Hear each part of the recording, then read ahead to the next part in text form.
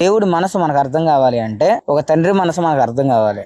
ఒక కొడుకుని ఏ స్వార్థం లేకుండా, ఏ అవసరం లేకుండా ప్రేమించగలిగేది కేవలం తల్లిదండ్రులు మాత్రమే. అలాగే భూమి మీద ఉన్నటువంటి మనిషిని అర్థం చేసుకోవాలంటే, మనిషి మనసును అర్థం చేసుకోవాలంటే అది కేవలం మనిషిని తయారు చేసిన వాడి వల్లే అయ్యిద్ది.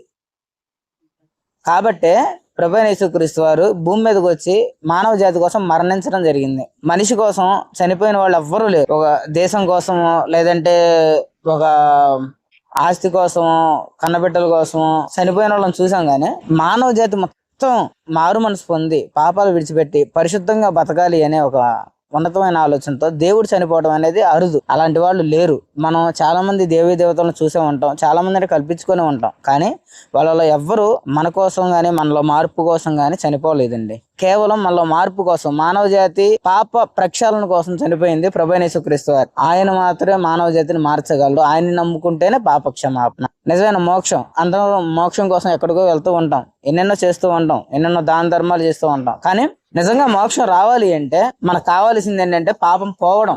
ఈ పాపం పోయినప్పుడే మోక్షంలోకి వెళ్తాం. అలాంటి మోక్షానికి మార్గం ప్రభువైన యేసుక్రీస్తు.